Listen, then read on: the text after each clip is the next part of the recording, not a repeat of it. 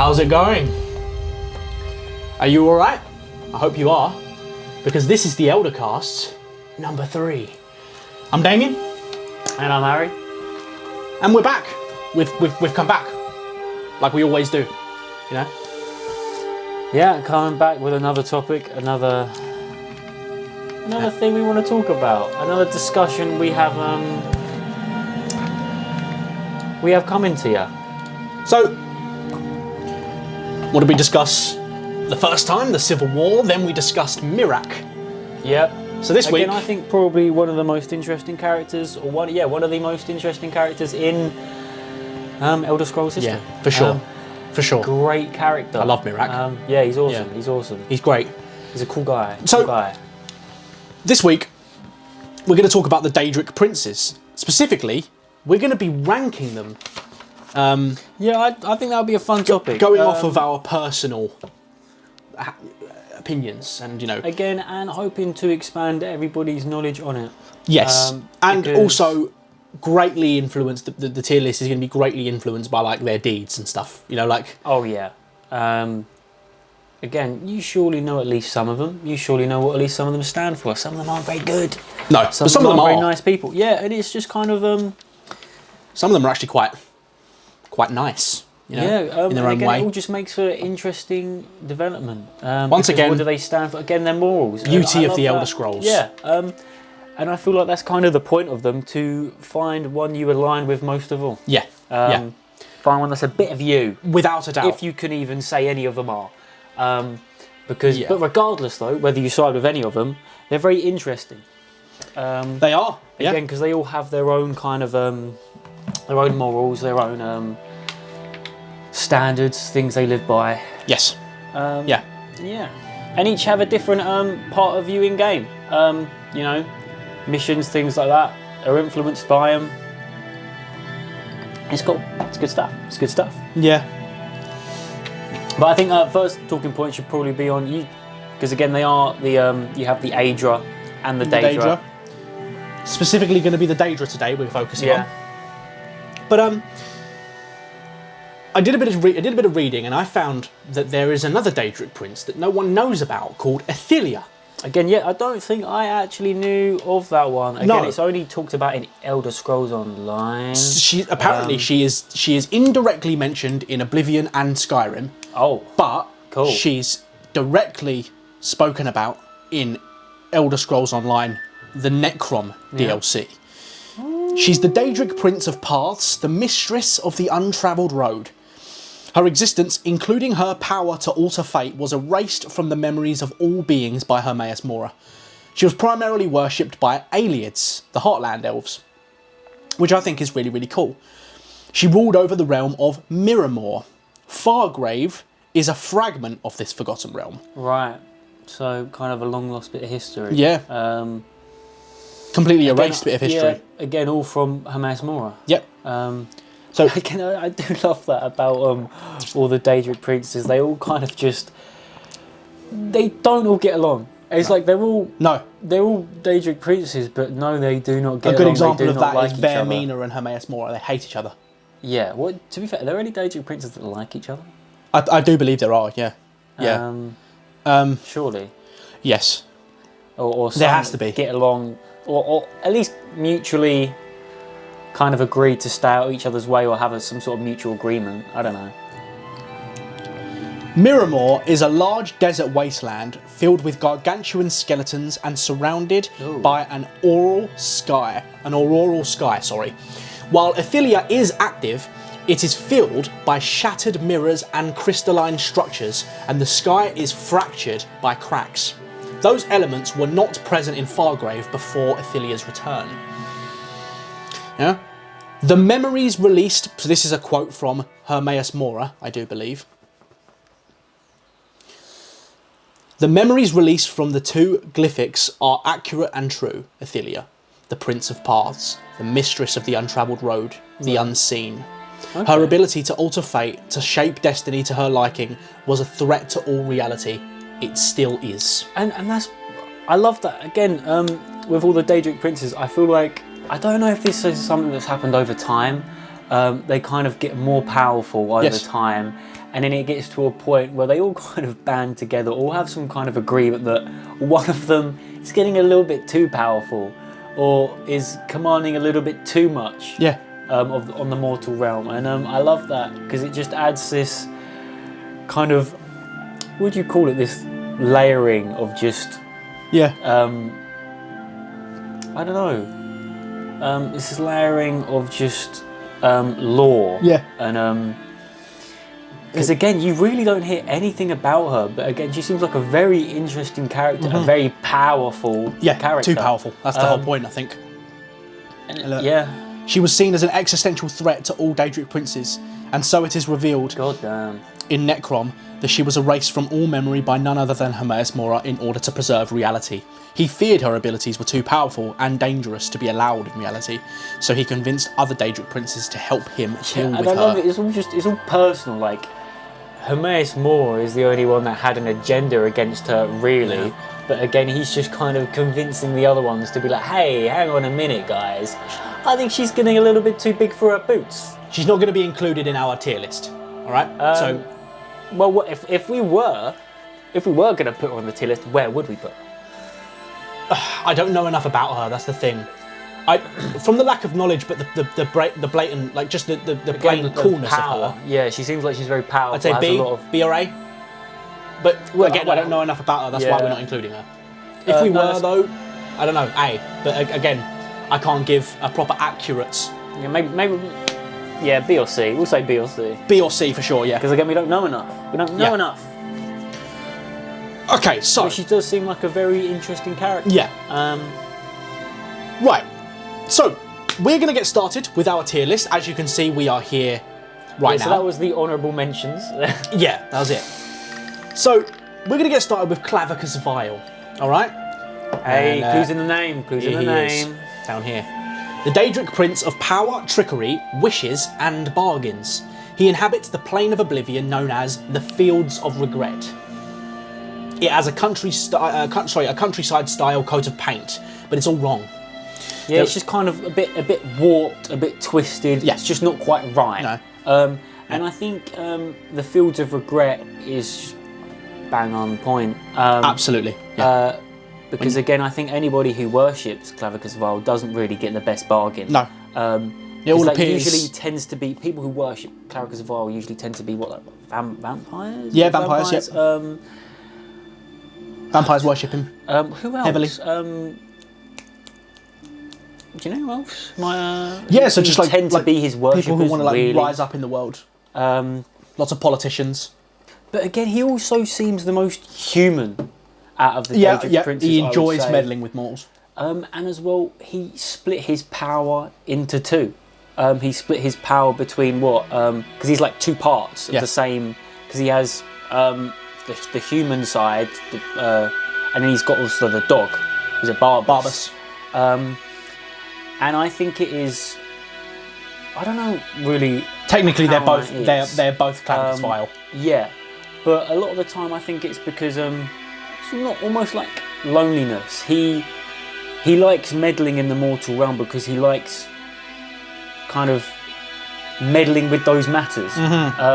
He likes company. Yeah. Again, hence why I think he is two parts.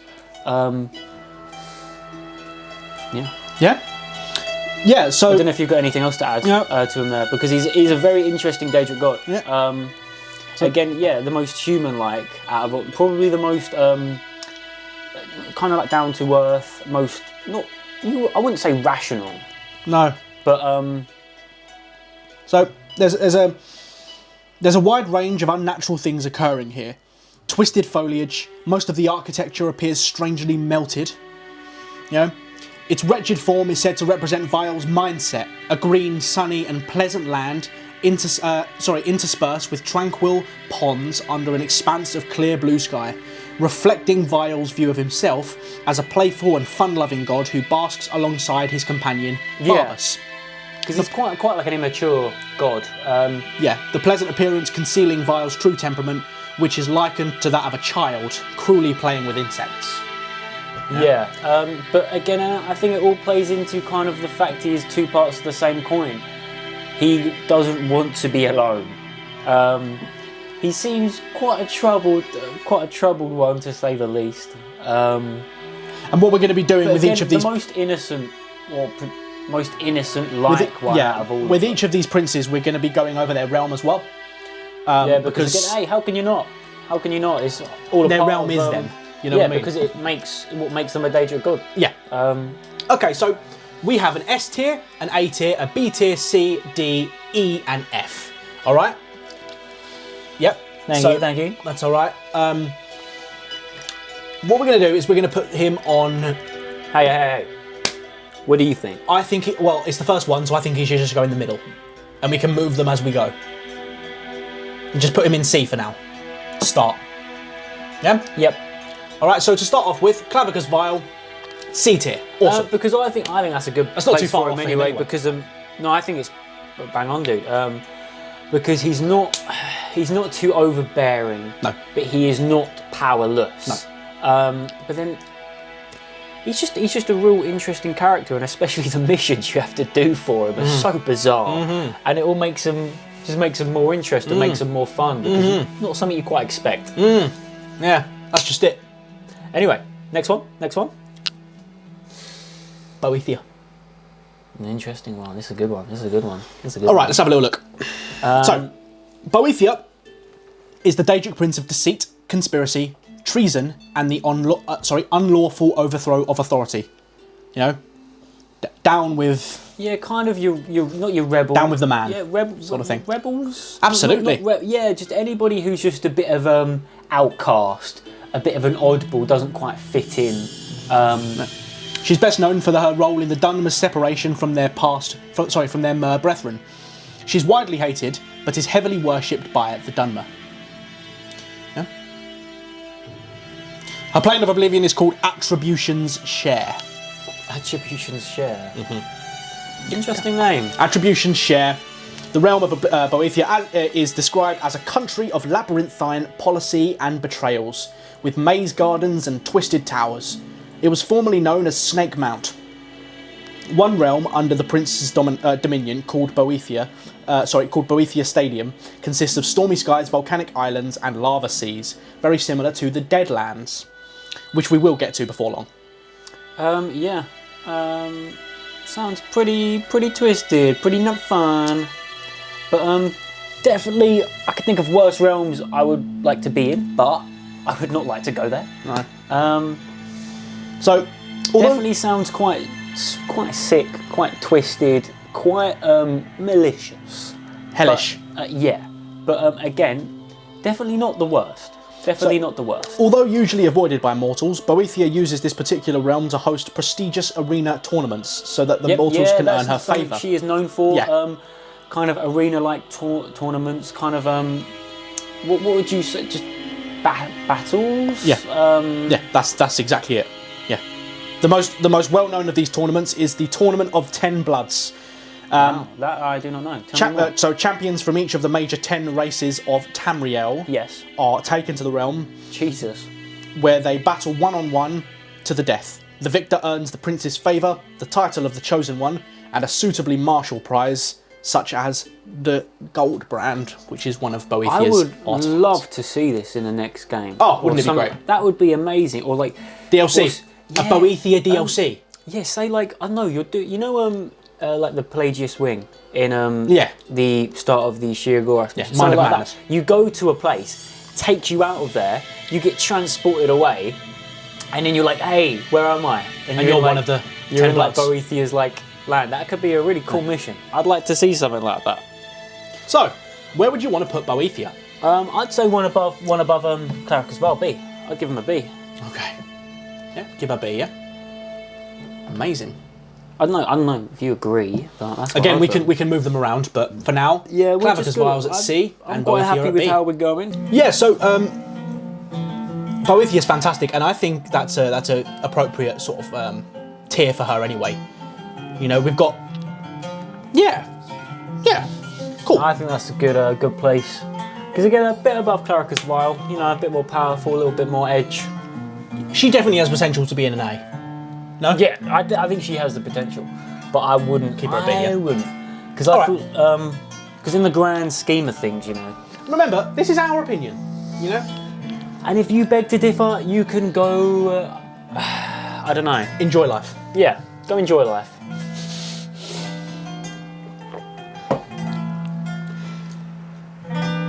Okay, so let's now move on to Boethiah's feces. Malakath. Pooh God. Angry Pooh God. Malakath is the Daedric Prince of lies, deception and hypocrisy, the spurned and the ostracised, the keeper of the sworn oath and the bloody curse. When Boethia started the Velothi schism and told her faithful to leave Somerset, she was stopped by Trinomac, the warrior god and champion of the Old Merry Pantheon. But Boethia then preceded the birth of Malakath. This is literally where Boethia ate Trinomac and excreted him out. Yeah, it's turning not a him good, into an angry thing. Not a good way to go. An angry, gross thing. To be known as the god of excrement. It's quite literally Boethiah's poo. Yeah. Although Malakath himself says this is a tale that's like far too literal minded. I beg to differ. No. TLDR, he's an angry, sidelined Daedra, always skipped over and neglected, and is responsible for the creations of all the creatures who are also treated as such. Some of them being orcs, goblins, ogres. Yeah, because again, a lot of the orcs do tend to worship him. Yeah, they all do, don't they? Him, her. At least some. It's him. It's a guy. Well, none of them actually have genders. Yeah, that's very true. But we say they do because they basically do. Yeah, it's weird. Yeah. But again, I feel like definitely a sideline Daedra,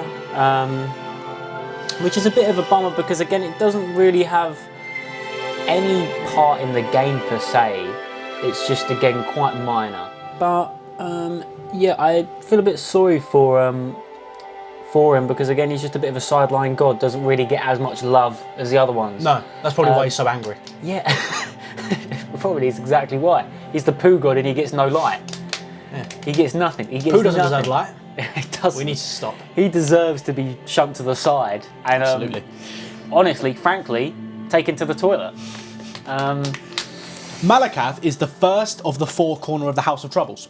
You know, these are the bad Daedra, as taught to the Kaima as part of the teachings of Saint Veloth. Yeah, well, it's funny because out of all the Daedra, I wouldn't actually really put him in that class. No, well, personally, he deserves it. He does deserve it because he is bad. He is very malicious. But I do think out of all the Daedric gods, Daedric princes, they are probably worse. These are seen as rebels, whose purpose it is to test the resolve and fate of mortals. The faith of mortals. They're also known as the rebel Daedra or the adversaries. Ancient alien temples dedicated to their worship can be found across Morrowind. Yeah, which is cool. Which is very cool. But yeah, I do feel like a bit sorry for him because again, he is just kind of just pushed to the side. It doesn't get as much. He reminds me a bit of like Murrun's Dagon in that way, just a little bit salty, just a little bit, just like little, you know, a small man syndrome. Oh yeah, you know, just a bit like. Absolutely. Okay, so Malakath's plane of oblivion is the Ash Pit. Yeah, the realm mostly consists only of dust, palaces of smoke, and vaporous creatures. Anguish, betrayal, and broken promises like ash fill the bitter air. Few mortals manage to reach the realm, where levitation and magical breathing are necessary to survive. The Mages Guild have been known to bottle the realm's thick, rolling vapour. For some reason. Pretty cool. Does it say why? No. No, I'm sure there are reasons why. They probably use it for alchemical purposes or magic purposes. Yeah. The spine of the Ash Pit is a surprisingly light skeletal spine found in the realm. It is made from a grey dust, and fragments of bone have been known to be taken from it and brought to Tamriel. Sheogorath claims that the spine is the metaphorical backbone of the realm, which he looks down upon. That's quite cool. So where's Malakath going? Because I think he deserves F tier. Wait. So how are you like ranking them, really? Like, what's in your mind when you rank them? So what factors are we keeping in mind? So lower down the list. Their coolness. So lower down the list, you would have... The worst ones, yeah. S tier is the superior tier. I'm going for like the S tier for the most powerful, the most overbearing. Yeah. The ones that you would not want. Yeah, so S is good, in your living room. F is the bad one. Yeah, Don't think you'd want any of them in your living room. But. No, you wouldn't. You really wouldn't. So, okay. But I reckon he's got to be low down. He's got to be like E. We'll put him in E. We'll put him in E, yeah? We'll put him in E. Oh, poor Malakath. All right. Angry poo he didn't get F, though, so that's something in his favour, isn't it? I don't think he deserves to be F, but he might. He does deserve F tier. He does, doesn't he? As Dagoth calls him, he'd be a farm tool. Yeah. He actually wouldn't, because those are like Khajiits and Argonians, but... Yeah, all right. That's true. So, he'd be quite the opposite. Okie dokes. So, we're moving on. Next one. Right, who we got? Next we have is Azura. Cool. That is a very powerful one. Azura of the Crimson Gate, also known as Queen of Dawn and Dusk, the Mother Soul, Mother of the Rose, Queen of the Night Sky, Twilight Queen, the Daedric Prince of Dawn and Dusk. Definitely one you've heard of before. She is one of the coolest Daedric Princes there is. I love her. She's awesome. She's very egotistical though. Oh yeah. Oh yeah. Very well, I think, again, just like most of the Daedric Princes, they like to think they are top dog. And Azura is no exception. Azura really does, though. But she is honestly, like, one of the worst. Because from what I know, it's like she is fiercely loyal. Like, if you worship her... Yeah, oh yeah, you'll thrive. Like, she will reward you with greatness. She will reward your loyalty. Your die-hard passion. She will reward that, but again, at the same time, if you try to, I don't know, Azurites. Those are the names her. of the worshippers. Yeah. Okay. Again, ego. Yeah. Azura. If you try they put her name in. dupe her or betray, It's like if someone worshipped me, or just someone liked me, I go, "You're now a Damianite." You're a Damite. That's what you are now. Damite. No, I'm not. I'm not. Azurites. Those that swear complete fealty to her may be granted fiery azure eyes. A characteristic that is also present on people that return from her realm in Moonshadow. Return from her realm at Moonshadow. Moonshadow is a beautiful realm of blurred colours streaming together, cities of silver and air like perfume. I can imagine that'll get old quick. The ones who visit this realm are mostly of either the Dunmer of Morrowind or the Khajiit of elsewhere, as both revere Azura. Though in different respects, which is cool, the realm is said to hold too much beauty, so much so that it can render mortal visitors half blind. Wow. It contains flowers, waterfalls, pink trees, and a city of silver. Azura herself resides in a rose palace and is welcoming to mortal travellers, mostly welcoming.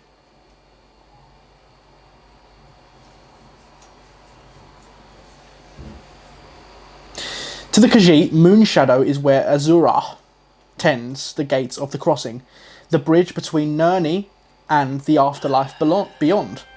It is there where they are guided to the sands behind the stars if they are worthy.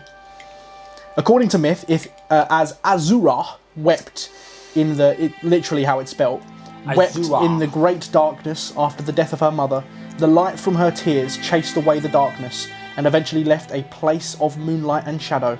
Khajiiti mythology also writes that when Magrus fled from Boethra and Lorcage, after the former had plucked his eye out, he fell into Moonshadow. There, Azura judged him as too fearful to rule a sphere, and tore out his other eye. The blinded Magrus fled to the heavens, and Azura made of his eye a stone to reflect that is a hard word to say. The Valiance Gate. I'm glad you're reading it, not me. That was heavy. Yeah, that I did not know, because Very again, cool. I must say I've probably any Daedric Prince is quite funny because she has quite a prevalent appearance in Skyrim, in Elder Scrolls, but again probably the one I know least about. All right, so where are we going to put Azura? again, it's got to be an A or a B. No, Yeah, it's got to be a. She's so worthy of an A for me. Yeah, we'll put her an A. Should we put her an A? Yeah. Yeah. Cool. Because again, she's very powerful, but So far we have Azura in A, Boethia in B, Clavicus in C. They're really they're just matching their names. Their names, aren't they? they are now, aren't And then they? Malakath in E. Poor old Malakath. No, He doesn't deserve E. He deserves Malakath F. can go all the way down in M. Let's talk about Hircine. Again, Hircine again is an awesome one because there's no one quite like Hircine. Because he's quite the Daedric Prince of what like animals, hunting. He's known by the titles the Huntsman of the Princes and the Father of Man Beasts. Yep. And to the Khajiit, the Hungry Cat. A hungry cat. He's the main antagonist of the Elder Scrolls 3 Blood Moon DLC, and the Daedric Prince whose spirit is the hunt, the sport of the Daedra. Again, I quite like Hircine because I feel like He's a jock. He represents Daedra really well. Yeah. Because again, that's kind of what he stands for. He embodies what he is. Yeah. Again, like a lot of Daedra, they're so sadistic, they're so manipulative, but he is quite absent of that. He is just... It's true, yeah. He enjoys just, again, more primal pleasures. Hunting, just things like that. He's just cool. And again, he embodies what almost like a half man, half deer. Elk. It's just like Stag. huge. It's awesome. It's really quite cool. Yeah. I think debatably one of the coolest looking. He basks in the Daedric greatest game and the chase and sacrifice of mortals. He's also the creator of lycanthropy, so he's responsible for the twisted creatures such as werewolves, wereboars, werebears, werelions, and even were-crocodiles. Were-crocodile? Wow. Imagine being a were-crocodile. I would like to see that. I do believe they're only in Blackmarsh. I could be wrong about that. Huh? He respects and even praises these creatures if they accomplish something in the hunt, a rare quality for a Daedra. Yeah, he seems fair. He is, yeah, for sure. Yeah. And again, I like him because I feel like he is one of his people. He isn't, powering over them. He isn't standing tall over them. He is one of the people that worship him, kind of thing. Yeah, he's often seen as the most honoured huntsman to walk any plane of existence, and as such is often looked up to by other hunters and fishers. Yeah, he seems like a pretty good guy out of the Daedric Princes. Or one of the most fascinating realms as well. Yeah, because again, his realm is just like a hunting land, really, isn't it? That's literally it. The plane of oblivion that Hircine created and rules over it are the hunting grounds, also known as the Great Hunt. It has been described as a realm of dense woods and vast grasslands, populated by werebears and cattle, even unicorns. It's pretty cool. It's a savage land, inhabited by vicious creatures such as bears, wolves, were-creatures and Daedra. These creatures all animals alike. Yep, these creatures are generally much larger than their counterparts in the mortal realm. So imagine it, you're in the hunting grounds and you're suddenly faced by a bear the size of a house.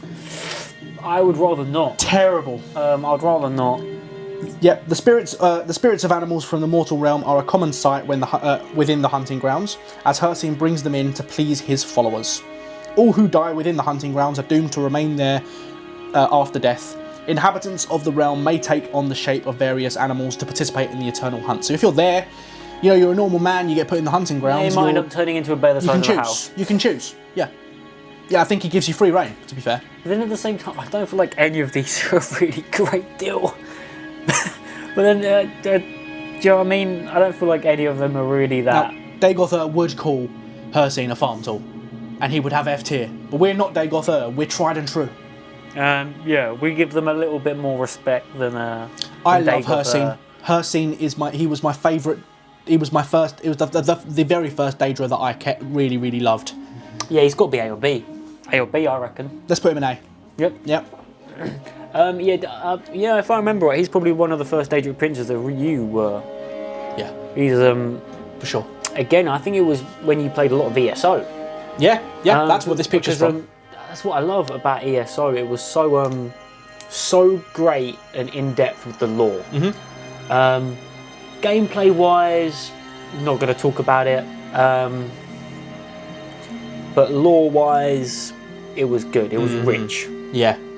And that's what I did like about it. It didn't really have much I was going for it, if you want my opinion. It's the only reason to play it. But like gameplay wise, story wise,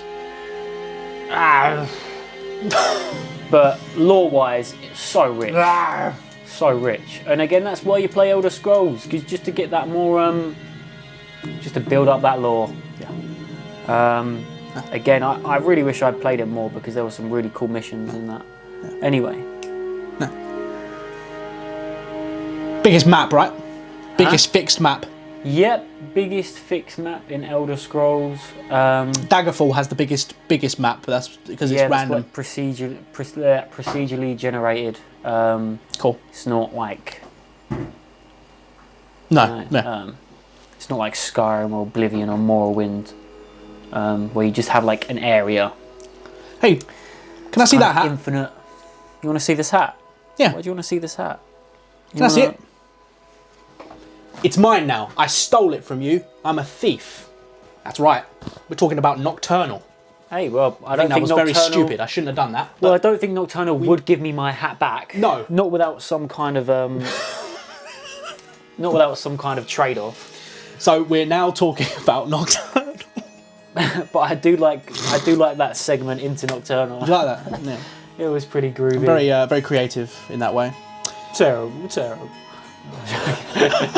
But Nocturnal, that's a great character. Great missions as well for Nocturnal in Skyrim. Yeah, Nocturnal is the Daedric Prince whose fear is the night, darkness and mystery. She's also known as the Lady of the Night, Mistress of Shadows, the Unfathomable Mistress of Shadows, the Unfathomable, the Empress of Murk, the Mistress of Mystery, Lady Luck, and the Saint of Suspicion. She's the Daedric Prince of Shadow, and the embodiment of the Void, the patron to all thieves, responsible for bestowing the luck that the thieves rely on to perform their craft successfully. Yeah, she's responsible for it. Yeah. You ever get something stolen in the world of Elder Scrolls? She probably funded it. Yeah. Yeah, definitely a very powerful. I don't think you need to be in the Thieves Guild to have the luck bestowed by her. If you're just a thief, she'll back you. I think there's a certain code you've got to live by though to earn her favour. Yeah, because it's like the thieves' code. I don't know if that's something lived by just a thieves guild or thieves in general, but definitely definitely if I'm not mistaken, I feel like she has a kind of a strict kind of rules. You've got you have to like sign a contract with her. Yeah, she's like definitely has like an agenda. The Nightingales are her sworn. Because and again, if you join like the Nightingales, that's very like strict, very rule following. Yeah. Because again, I can't remember what the rules are though. No, me neither. But I know it's quite strict. Yeah. If I'm not mistaken. Not someone who'd really want to worship, because again, she seems quite. She's one of the. I believe there are 4 Daedric Princes that reveal themselves to the Dragonborn in their true form, and she's one of them. I can't remember the others. It's Sheogorath, Hermaeus Mora, Nocturnal. Who's the other one? Amira? No. Mephala? No. True form. Hircine? No.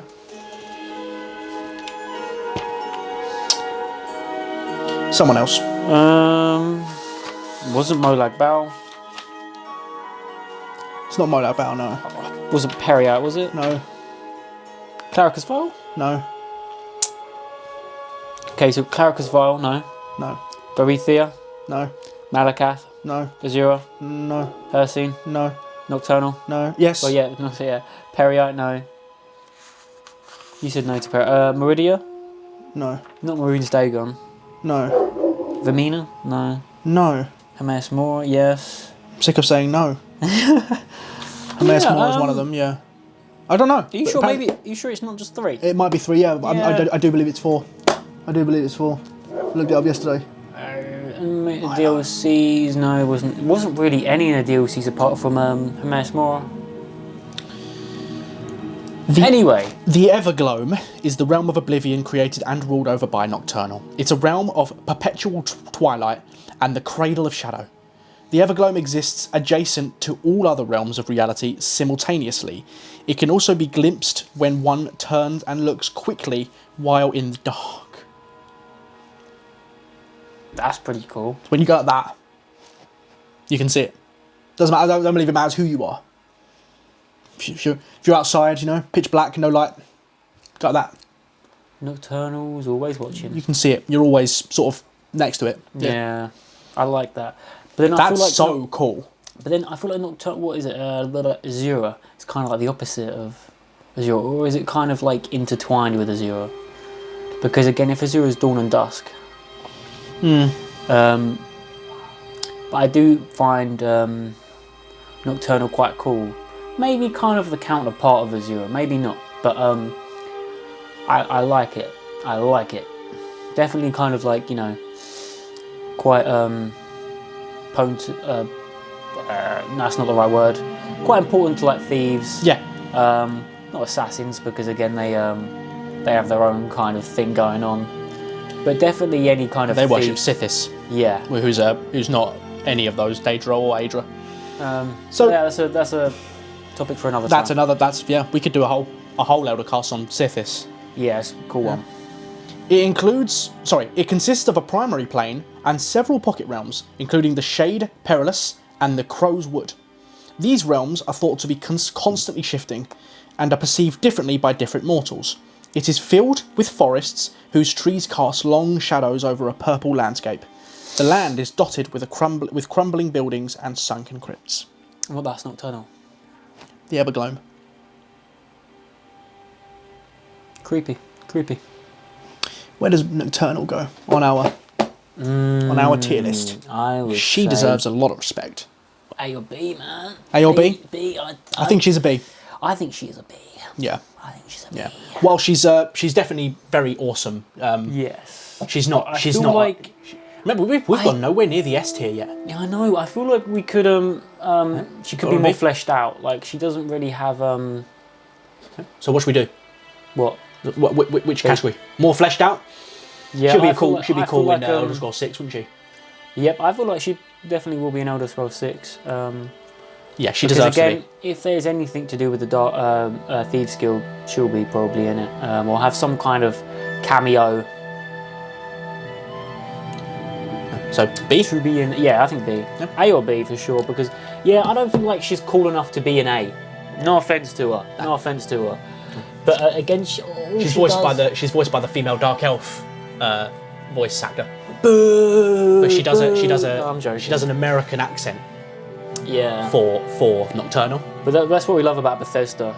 They love reusing their voice actors. Yeah. But that's not a bad thing. That's not a bad thing, because again, usually the voice actors they get are good. Absolutely, yeah. And we will talk about one of my favourite voice actors in Skyrim later, or Oblivion as well. Ready to move on? Yeah, let's go. This guy, right here. Periite. Load of this guy. Periite. It's time for Periite. Yeah, he's the Daedric Prince of Tasks, Order, and Pestilence, particularly Natural Order. He's associated with diseases and decay. Yeah. Despite being depicted as a dragon, he is considered one of the weaker Daedric Princes. He's tasked with ordering and subsequently ruling the lower planes of Oblivion, which are probably very chaotic, aren't they? Yeah, the lower planes are probably filled with all these. A bit of a weird one. Yeah, he's probably the weirdest one out of all of them. I've got to say, because he is like the embodiment of like disease. Now, this is cool because one thing I love about Periite is that he's the only Daedric Prince. You don't need to do any rituals or any sort of devoting your soul to anything in order to commune with him. All you need is a simple recipe to brew together under a heat.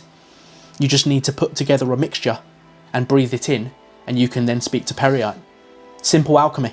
But then, yeah, it's a pretty sick one. And I think that's why a lot of the people that follow him, alchemists. The modded followers Elsa has. Yeah. Any people. He's such a fleshed out, amazing follower. Yep, He spoke about very good. He spoke about how when he was younger, living in he comes from Port Telvannis. When he was there, he would often, just as a fun pastime, brew up the concoction, summon Periite, and just troll him. How does that work? I think he'd just bring Periite to his attention and then just ask him stupid questions and wind him up. That does not sound like a good idea. Well, he was. But, he's like that, isn't he? He's also has he sort of. Yeah, I like that. But Periite can't affect you. He can't. No. Because I thought he was like he could give you a disease or something. I don't know. Maybe. Because again, I remember the mission in Skyrim where he just makes all them people so sick, and then just for the rest of the mission, you're just getting like projectile vomited all over on because Periite's followers don't seem to like people too much. Cool mission. Very bizarre though. Very bizarre. But a good mission nonetheless. Yeah. Again, I think the thing most intriguing about that mission is the start. You really do wonder where it's going to go. And again, it's not the most known quest about. No. So when you do... The Only Cure, it's called. Yeah, when you do stumble upon it, it's quite... it's pretty cool. Absolutely. Quite a moment. Yeah. But yeah, by the time you finish the quest, you are just a bit like, what the hell did I just go through? Yeah, although the other Daedric Princes turn their noses up at the lower levels of Oblivion job, Periite owns it, carries it out well and with pride. Yeah. He carries out these duties in the pits, his realm of Oblivion. Yeah. It's unknown what the realm looks like overall. What little has been seen of the realm resembles the Deadlands, with lava seas, volcanic islands and ruined structures. The realm is usually completely inaccessible to mortals, but there have been several exceptions. And this is what I really quite like about all the realms as well, is one way or another mortals seem to get in there.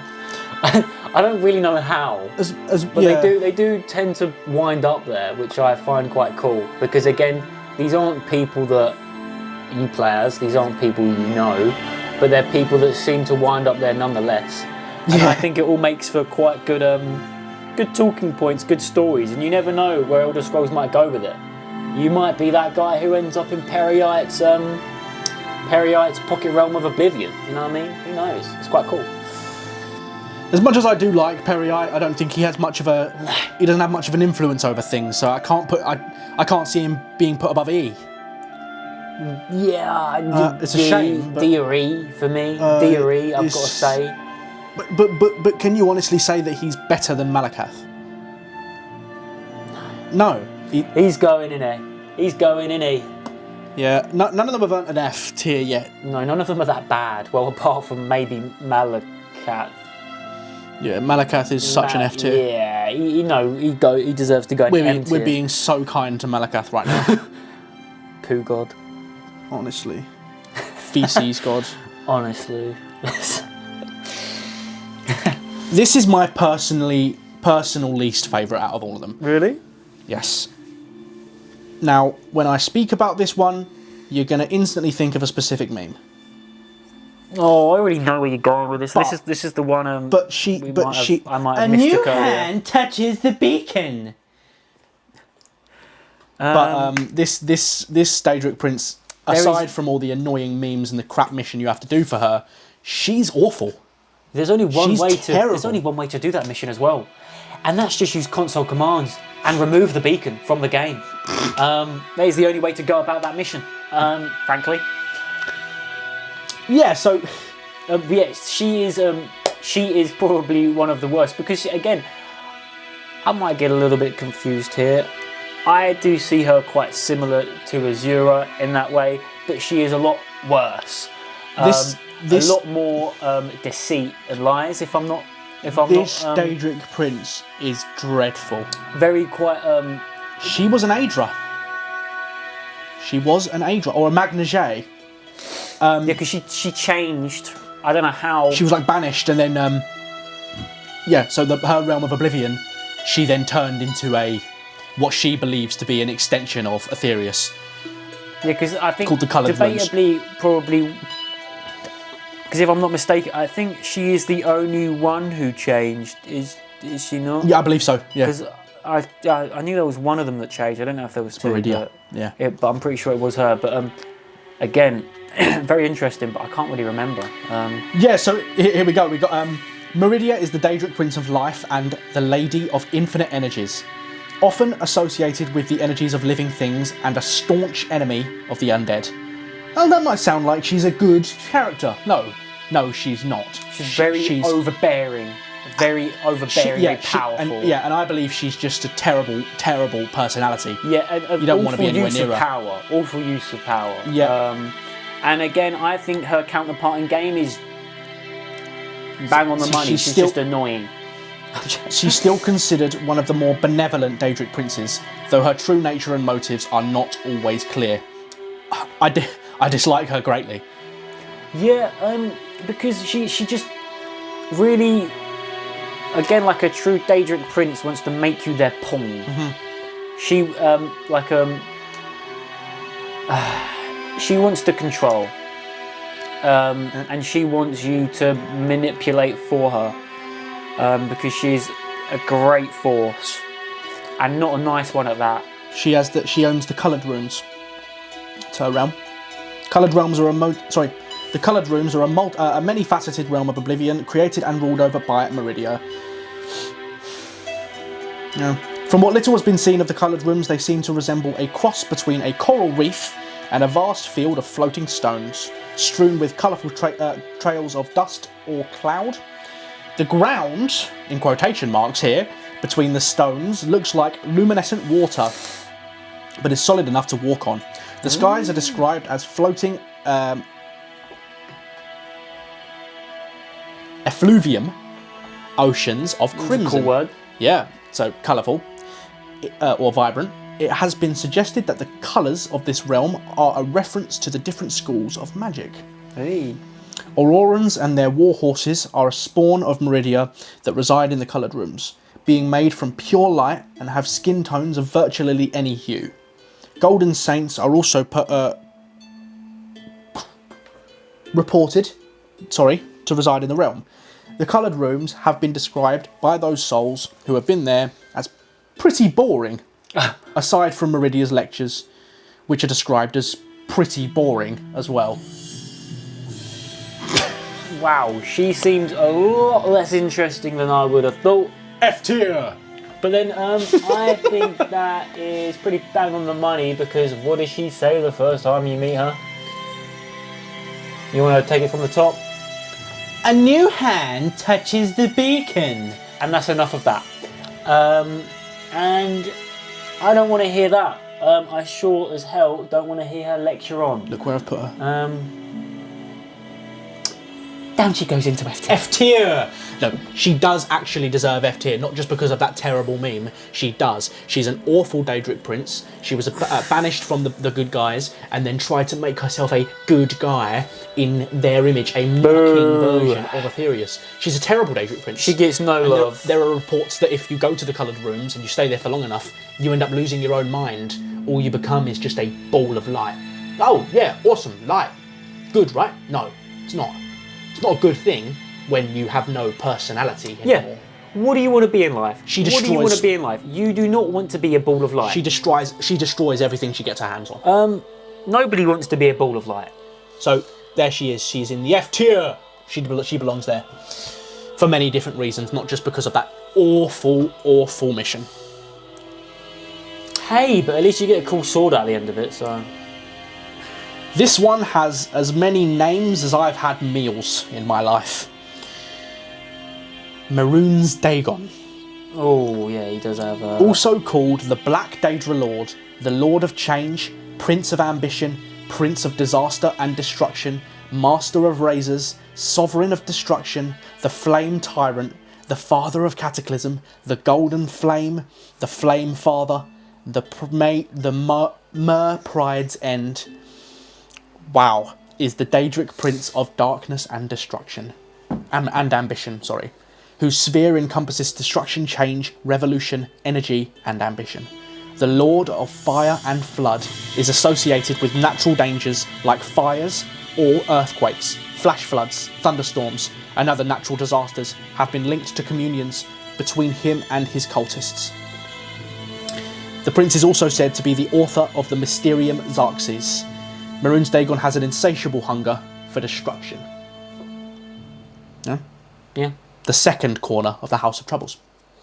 Well, yeah, so much so he has had a big influence on the people of Elder Scrolls. You told me the other day, we were in the gym, you told me about the Mysterium Xerxes.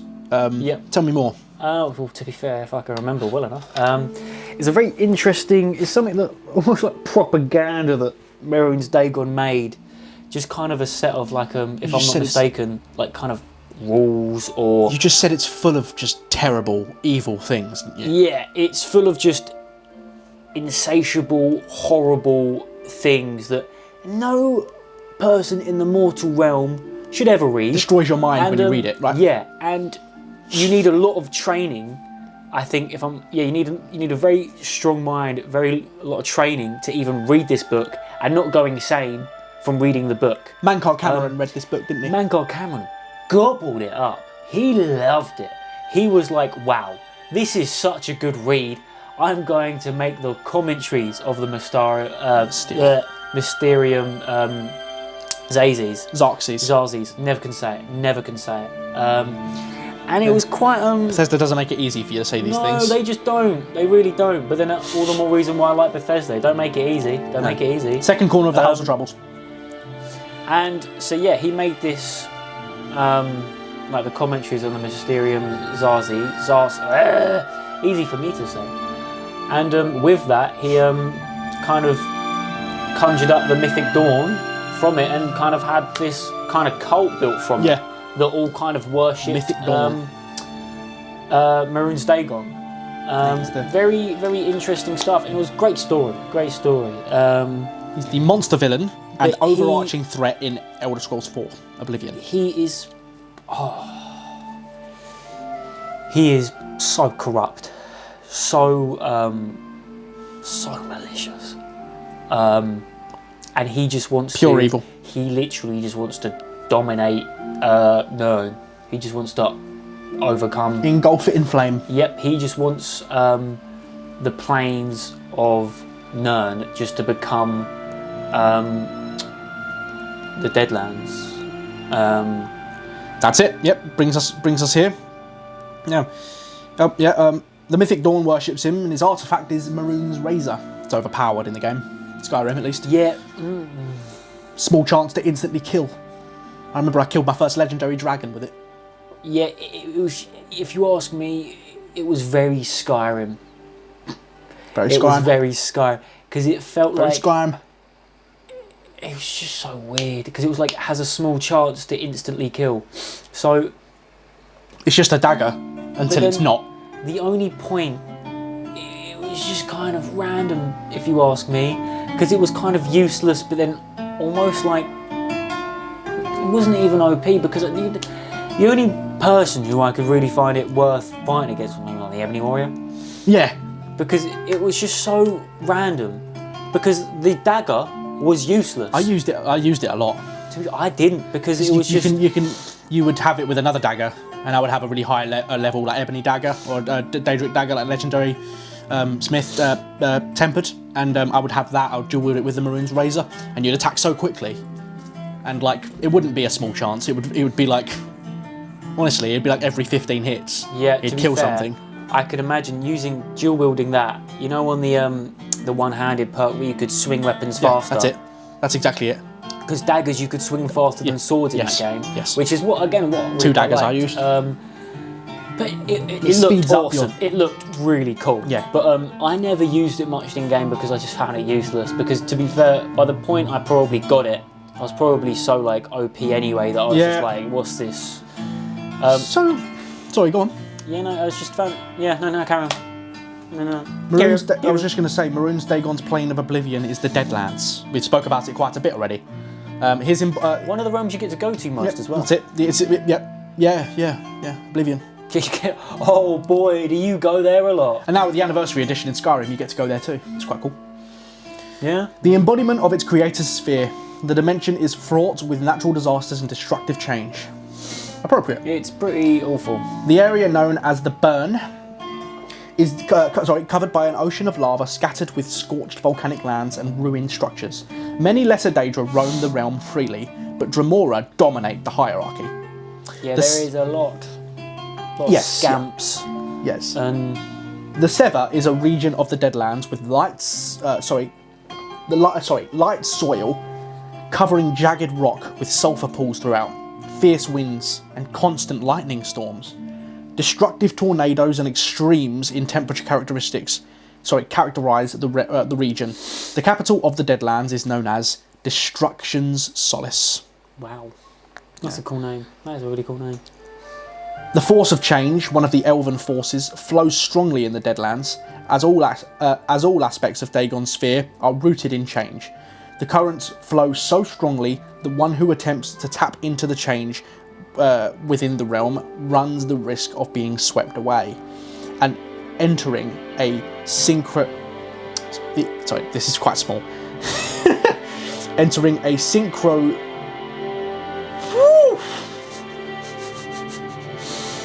What is it, small text? No, I just can't read that word. Synchrosis-isaic. Let's have a look. Synchrosis-isaic. I'm not going to be able to say it, but let's have a look. Synchrosaic. Synchrosis-isaic state. Yeah, that's not... Becoming out of sync with reality and being scattered across time and space. Thus, the realm is especially suited for those wishing to study that force. Some Daedra that reside in the Deadlands have thus learned how to read the flow of change, granting them such clarity that they're practically precognitive. What the hell does that even mean? It's just... there are lots of tools to be harnessed. It doesn't sound good that if the Daedra can be more... I think we may have found our first S tier. He's definitely not below good A. if the Daedra can be more well versed than the mortals of the realm. That doesn't sound great. I don't really like the sound of that, and I think that is worthy of a A or S tier. I can't lie. What do you want to do? We could put him in S and change it later if we disagree. But this dude encompasses Daedric Prince. You look at him and you think Daedric Prince. Yeah. He's almost the face of the Daedra. He's got to be A or he's got to be a S. I think he deserves S. You think he deserves S? Let's for now put him in A. I don't know, because I would say there is one thing that stops him from being an S tier, and I'm just going to say one thing, and I think that's little temper tantrums, little toddler tantrum. He never seems to get his own way. He never seems to have a good execution on his plans. Think about all the variables. The amount of times he's entered Nirn. Yep. No, I've got to say, okay, you know what? Fearsome stature. Hey, he literally made the events of Oblivion, so. Should we put him in S tier and change it if we fancy it later? Yeah, let's put him in S tier. There we are, our first S tier. So let's go over this. We have Maroon's Dagon in S, we have Azura and her scene in A, Boethia and Nocturnal in B, Clavicus Vile in C, Nothing in D, Malakath and Perii in E, and Meridia in F. New hand touches my beacon. Touches the beacon. Here we go. Let's now talk about Vermina, the Daedric Prince of Dreams, nightmares, psychological terror, and torment, including evil omens and the stealing of memories. I don't really know a lot about this Me one. neither. She's terrible. She has like one quest in in Dawnstar. Dawnstar. It's like the only thing that happens in Dawnstar. Awesome quest. But again, it's a bit of a bummer you don't get to see more about her, because again, it's a pretty cool mission. A bit too short, if you ask me. Very short mission, but it's cool. Vermina's influence extends beyond just nightmares. She can also create pleasant dreams, though her motivations are often manipulative. She can manipulate dreams to include prophecy, lies, and other things, regardless of whether they are pleasant or not. Some believe she uses dreams as a way to control or influence others, regardless of the nature of the dream. Quagmire, or the Dream Stride, is the realm of oblivion created and ruled over by the Daedric Prince of Nightmares, Vermina. It's a realm of horrors, where reality shifts upon itself in seemingly impossible ways. Every few minutes... Yeah, it's terrible. Every few minutes, lightning flashes and the realm morphs into a terrifying scene, each one more frightening than the last. Mortal sleepers often slip into this realm without any help at all. great. Yeah. It's just absolutely terrible. Oh, yeah. It's a place you do not want to go when you sleep. No. Vermina reaches out into Mundus and collects the memories of sleeping mortals, leaving nothing but visions of horror and despair. These experiences, known as nightmares, involve the mind of a mortal travelling to Quagmire through magical teleportation. So they don't actually go there? You do go there. Oh, you do? But your physical body stays where it is. You do it in the mission, don't you? You drink the Vermina's torpor. I always loved how Erendus said it, the Dark Elf. I always loved that line because he goes, "It should be in a small bottle," and I just remember thinking he all of a sudden sounds like he's Cockney. Yeah. It should be in a small bottle. Anyway, yeah. I just remember loving that line. Sorry. All right. Yes. So it's possible for a mortal to enter Quagmire while awake, as was once done by the mage Morian Zenas. It is inhabited by omens, Daedric servants of Vermina, who send them to haunt the inhabitants of Nirn. Vermina's very interpretive. You know, she interprets reality as her thing, and that's why Hermaeus Mora despises her, because he's all rigid and it's the past, the present, the future. They're all predetermined. Yeah, she's quite like illusion-based, you know. What a fantastic Daedric Prince. Cool. Almost very obscured. Yeah, very weird, and seems again not very powerful, but powerful enough to get what she wants. You know, because she kind of just doesn't really use any like physical methods. Do you know what I mean? No. Just kind of uses like mind manipulation, psychological like illusion. warfare. Yeah, different to most of the other Daedric Princes. But again, I don't really know a lot about her in the grand scheme of things. What her game is, what her, you know. Yeah, I know that she seems not innocent by any stretch. No. But again, doesn't really have much of a hand in the pie. You know. Well. So where should we put her? I think this is easily a B. Okay. C or B. Because again, cool. I think Clavicus can go up to B as well. Again, this Clavicus in C. This isn't absolute. You know, we put him in C primarily because he was our first one. I would put her with Claricus. Clavicus in C. Yeah. All right. For now, that's where they'll go. I think Claricus doesn't really deserve to go beyond C. Personally, because he's just a little bit of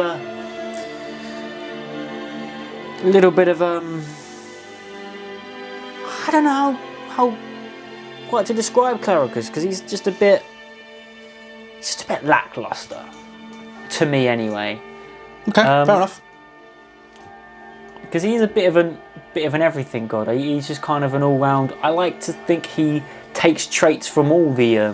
He's a little bit mad. He's a little bit malicious. He's a little bit benevolent. Yeah. He's just kind of all, and I love that. To me, there's no benevolence to him. To my eye, there's nothing. There's nothing redeemable about him. He's awful. Okay. Yeah, that's playful, but that doesn't mean. Yeah, but I think out of all the Daedric princes, yeah. That's true. That's true. I know what you mean. Yeah. Without a doubt, yeah, you're right. But none of them are great. None of them are great. So we just spoke about Vermina. Yeah. Let's now jump to the opposite end of the spectrum and visit Hermaeus Mora. Woo-wee.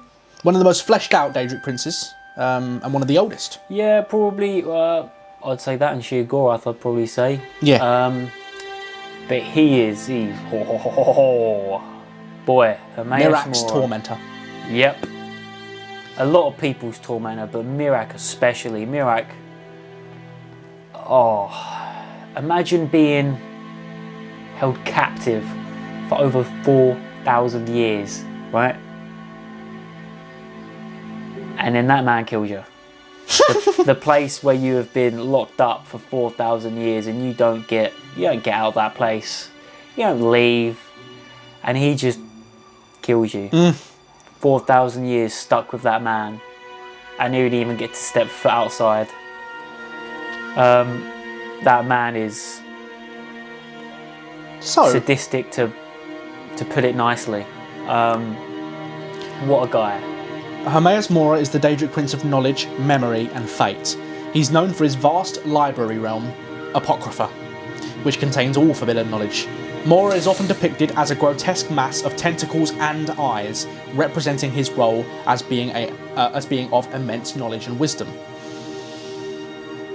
Yeah. The geography of Apocrypha varies, with some areas being open with fields containing odd flora. Other areas are an endless library consisting of untitled books with black covers where all forbidden knowledge can be found. Which is what you mostly see in Skyrim, and the crackling towers of place. learning mingle with archways of despair and confusion. The realm is haunted by the ghosts of mortals forever searching for knowledge. Stacks of books form mazes and spiralling pillars that can reach as high as the illuminating green sky. Intricate ruins and monstrous carvings can be found among the stacks. The plain is covered in a sea of ink and rolling tentacles, while Hermaeus Mora is omnipresent all over, taking glee in tormenting mortals from this realm. Some areas of the realm are consumed by darkness, which can kill any who enter it. Yep, you do experience that in Skyrim. Discarded pages. You have to cast candlelight to keep yourself alive. It's really cool. Yes, I remember that. Yeah. Discarded pages and floating tomes fill the fetid air, as if pulled by invisible string. Storms of notorious strength purportedly rage over Apocrypha. Yeah, you get all these storms of books and... It's featured at length in Skyrim. And it does it so just. Very foreboding trailer for the Necrom DLC of it's expansion not, in Elder Scrolls. It's pretty bad. It's not... Because you do get to see a fair few, Oblivion realms. You do. Especially in Elder Scrolls Online. Yeah. You see so many. Elder Scrolls Online, you get to see... You see Cold Harbour at length, which we will get to. Cool place. Is it? Well, it's awesome design. Awesome design, but not a place you'd want to go. I think that's got to be the most awful place. Yeah. And again, it has the coolest name, I think. No, for me, that's Apocrypha. Apocrypha, actually, yeah. It's the and again, they all have cool names. The name is so, I think, on point because again, it's horrifying, absolutely horrifying. Yeah. Again, the things you'd see in there is just unfathomable. I like Sanguine's realm name. Yeah. Yeah. The Myriad Realms of Revelry. Yeah, that's cool. Alright, so apart from magical teleportation, Apocrypha is most easily entered by mortals through the reading of black books, tomes of forbidden knowledge, displaced from time and scattered across Tamriel. Yeah, not something that you and me would want to read, though. Time. I don't think you'd ever be the same. Yeah. An apparition of the reader's body remains in Mundus, tethering their life force. Most mortals who gain access to the secrets within Apocrypha are driven insane by unending revelations. Such was the fate of mage Morian Zenus. This guy's been all over. He was earlier as well. Who famously disappeared in Apocrypha. So Morian Zenus famously disappeared in Apocrypha during his voyages through Oblivion. Right, that's why. He travelled all the Oblivion. However, those who successfully journey through Apocrypha are known to discover powerful knowledge. The laws of the mortal world hold no power in this realm. So what is that? So he traversed the Oblivion realms, but Apocrypha claimed him. What a legend. What a legend. He made it far, but not quite far enough. This is such an S tier. But I think again with Hermaeus Mora, if you're going to get lost in any realm, it's going to be Apocrypha. It's going to be Apocrypha. Yeah. Endless corridor. Actually, to be fair, saying that, there's so many you could get lost in. So many of them are just insane. Just insane and just, again, not meant for the mortal soul to be on. It will just make you lose it. Again, hence why they're a Daedric Prince and you are not. Without a doubt, this has to be an S tier. Oh, 100% S tier. This is going in S tier. There he is. Gross Japanese guy. Tentacle. Okay. Not a cool guy. You know, the Japanese obsession with tentacles or something. Yeah, something or other. Yeah, something like that. Let us now talk about Namira.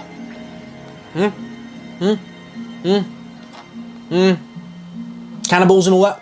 Yep, again, not one that has been talked about very much. Namira is the disgusting Daedric Prince. You know, she's gross. She's so associated with all things insects and grossness. Grosslessness. Namira is a Daedric Prince in the Elder Scrolls known as Lady of Decay, or the Mistress of Decay. She's associated with darkness, decay, and shadowy spirits, particularly repulsive creatures like spiders and insects. Namira's sphere is the ancient darkness, and she is considered the ruler of sundry dark and shadowy spirits. She's also known as the Spirit Daedra. She's an Erdra. You know, very old. The oldest form. Very old. Yeah. She's cool. She is cool. Foreboding. Yeah, again, I don't really know a lot I love that about word. her, but she does have a mission in Skyrim. The Taste of Death, is it not called? Oh, I don't know, but All right. cool mission. Oh. Not a your average run-of-the-mill mission, because when you do stumble upon it, it is one of those missions in Skyrim that really do make you feel the gravity of how messed up the world is. If you want the Ring of Namira, you need to eat Adoni. Yes, and that's what I love about Brother Verulus. Oblivion, Skyrim, Elder Scrolls game. Surface level, you play through the missions, kill this, kill that, talk to this guy, talk to that guy. And then you stumble upon this mission and you're just like, what the hell? What is going on in this game? What is going on in this game? Why do they want me to eat this man? Why do they want me to eat this man? But it's an awesome mission and you get a cool looking ring. It's unique, has quite a few benefits to it, and again it's a Daedric artifact you get. So it's pretty cool. It's pretty cool. And again, all these Daedric missions, I think there's so many Daedric Princes in Skyrim though. And I love that because even though they might only have one mission, you still get to see them regardless, and it all just makes the world feel more real because all these Daedric Princes, all these people are being worshipped in game. It's nice to see nice to make them have an appearance every now and again. It's cool. It's cool. Yeah. And again, spooky mission. You literally go down to the catacombs, the tombs. Spooky mission. It's foreboding. Oh, for sure. It's foreboding. For sure. Namira's realm of oblivion is called the Scuttling Void. Ugh. Yes. The Khajiit call it the dark behind the world, which is sometimes shortened to just the dark. Right. Or Namira's Void. Namiras. 2 eyes. Yeah. When a particularly large rift opens between the dark behind the world and Nirni, the breach is referred to as as a Maw of Lorcage. Very little is known of this shadowy Daedra's realm, but I think that says it all. Very. Yeah, so there are no reports. There are no reports of the realm because no one who's ever gone there has made it back ever. Not one. Not one documentation. Cool. People have gone, sure. Yeah, but they've never returned to talk about it. I think it's no one knows fairly anything about safe to say that they probably end up being eaten or turned into cannibals. Either or. Made to eat themselves. Imagine that. Ugh, I wouldn't put it past it because all the Daedric Princes do have a little bit of messed up history behind them, to say the least. This is such an unbelievably powerful Daedric Prince, and she's often skipped over. She's so powerful. I do believe she belongs in A tier. I say B. B. Okay. Should we do rock paper scissors? I say B because you don't know too much about her. Okay, that's fair enough. But we do know quite a bit about her. She's an Erdra. She's one of the oldest ones, just like Mora. Oh man, rock, paper, scissors, let's go. Right. A or B? I'm fighting for A. Come on, Namira. I'm fighting for B. Just one. Okay, best of one, Just right? one. Oh. Rock, paper, scissors, go. Shoot. Okay. So, it's a fun little... Count to three. detail. Count to three. Ready? We can't do rock, paper, scissors here, guys. Ready? Rock, paper, scissors, shoot. Oh, why are you doing the shoot part? Because that's how it goes. Why you can't play it normally? Oh, Okay, right. I didn't think that was... I didn't know that was a... abnormally. On shoot, yeah? Okay, we do rock, paper, scissors, shoot. Okay. Or we can do rock, paper, scissors if you like. Do rock, paper, scissors, shoot. Okay. Sorry. Rock, paper, scissors, shoot. You did scissors every time. Rock, paper, scissors. Paper beats rock, right? Yep. Okay, there you go. So she is going to be in B tier.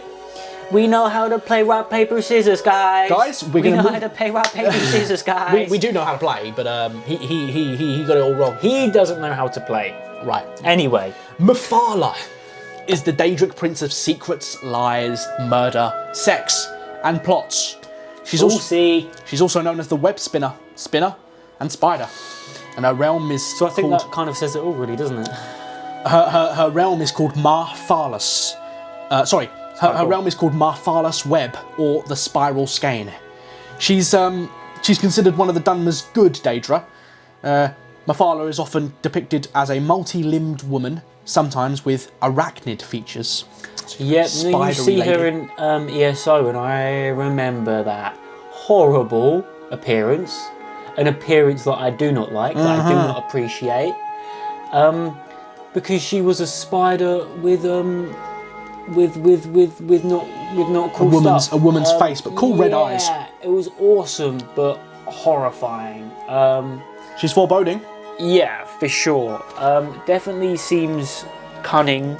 You know, again, if she is the kind of the spinner of webs, things like that. I think it kind of really says it all. Well. Very, very scheming, very Daedric Prince of Lies. Yeah, deceitful. Very cool. So groovy. Yeah. Some portions of the spiral skein resemble a dark, sprawling cavern with high ceiling dotted with luminescent mushrooms. Spiders, horvers, and all manner of crawling creature inhabit the plane, and tall buildings with arches and spires dot the landscape. Crystals of deep red hues jut from the cliffs. Ceilings and walls in geometric clusters comprised of prism-like shapes. Between the tower and the edges of the wheel, there are 8 spokes. You know, the 8 strands of the spiral skein. Right. These spokes or strands are known as the 8 strands of skein, for which each are based on sins. Yeah, so each of these 8 strands are based on sins such as sex or assassination, Mephala's category of ruling. Okay, so they all represent Her something. mission is so good. The Whispering Door, that messed up child in Dragon's Reach, Balgruth's son. Yeah. God, that's quite funny. Because Yo Balgruth found that artifact, found that Daedric artifact, couldn't destroy it. You know the Whispering Lady, don't you? You know the Whispering Lady, don't you? I can tell. Did my dad send you? I hate him. I don't know why he hates his dad. I'll tear his face off so he can leave me alone. But edgy little kid. Yo Balgruth not doing the best things with Daedric artifacts. So basically, what does Mephala do? She turns children into a "no one understands me" mother. It's not a phase, Mom. It's just who I am. It's not a phase, Mom. I just need the ebony So he turns side. them into emo dangerous kids. Emo dangerous. Mephala is fantastic. Can't see her getting past B though. No, but she does deserve. I think she could be a cool A tier. I reckon a B is a good place for her. I've got to say, I reckon B is pretty perfect. Cool. Yeah. B or A, but I reckon B is good. I reckon B is good. Unless you disagree. No, it's good. Yeah, it's good. We have now reached the 3rd corner of the House of Troubles. Molag Bal. Ooh. The most pure evil by far. Yeah, for sure. I've got to say,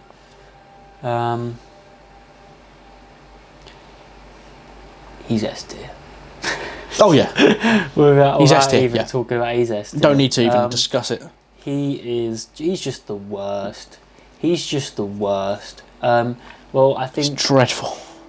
I think was it the first thing I'm going to say, probably the final thing I'm going to say about him, because I S tier.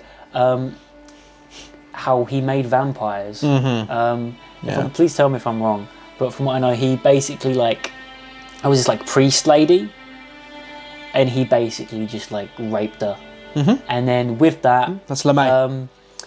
With that, he sent her back, and he made vampires. Do you know why he made vampires? I don't know why he made it or how he particularly made it, but rape. Well, yeah. That's how he makes them. And then with that, she became a vampire. I don't really know how that works for him. I don't know if Molag Bal is some sort of vampire. Yeah. So he's the father of vampires. So what happened was and I don't have all the details here, but someone said to him, you know, you can torture people as much as you want, you can make people's life hell, but when they die, they'll still be free from you. So you're never going to win forever. He went, alright, bet. I'm going to make something that never dies, so I can torture them forever. And he made vampires. And he I made think that vampires says it out of all. spite. Being a vampire, not cool. Not cool. He was a dreg. He was a dreg king, wasn't he? And then he, So, look, Molag Bal is the Daedric Prince of domination and enslavement. He's often referred to as the King of Rape. He's known for his desire to harvest and control the souls of mortals. And what a name. And is associated with the creation of vampires and the realm of Cold Harbour. His actions often involve spreading discord and chaos to achieve his goal of dominance and enslavement. This title, while controversial, reflects his tendency to use forceful methods to achieve his goals of control and domination. Molag Bal is the third corner of the House of Troubles. Again, you don't really see a lot of him at all. No. Which is a shame, but he's a terribly foreboding quest probably in Skyrim. But that's the thing. The main villain of Elder Scrolls Online. Funny, I don't know if he is actually really the most powerful. You see, yeah, he is. I think so. You see him. You see loads of him in Elder Scrolls Online. What do you mean? Elder Scrolls Online. He's the main villain. Well, we don't count that one. We do. What? In terms of lore, we do. Yeah, we do. No, lore-wise, yeah, we do. Yeah, Molag Bal, I think, because again, he doesn't. Definitely the most like foreboding character. Definitely the most scary. Without a doubt. 100%. But the most powerful, I don't know, because I feel like if he was the most powerful, he would be doing more. I think he's the most powerful. But I reckon definitely the most slept on. 100% the most slept on. We can agree with that regardless, because he doesn't get enough limelight, I don't think, in the game. But I think that's kind of his thing. He is kind of a bit of a background character. Maybe he just gets off on whatever he gets off at, you know, making people vampires, things like that. You see the discord in the Volkihar clan, in Dawnguard, you know, the messed up state of this family, you know, in Molag Bal's wake. So you do see some of his stuff he's left behind. Because they are probably the most prevalent people in Skyrim worshipping Molag Bal, because he doesn't really have much of a presence. No. In Skyrim anyway. You have like the House of Horrors, that's an awesome mission. Vampires, awesome of course. Mission. Yeah. You know that, yeah. Obviously vampires can spread to other vampires, so you know. Cold Harbour is a dreadful realm of oblivion, created and ruled over absolutely by Molag Bal. As befits his sphere, Bal's realm is a desolate, apocalyptic image of Nirn, which is achieved by both mocking imitation and outright theft of parts of the mortal realm. The opposite of light, the antithesis of good. It's inhabited by Daedra and the eternally tormented husks of mortals called soul-shriven. That's terrible. Yeah. That's terrible. It's not the best. It's really not.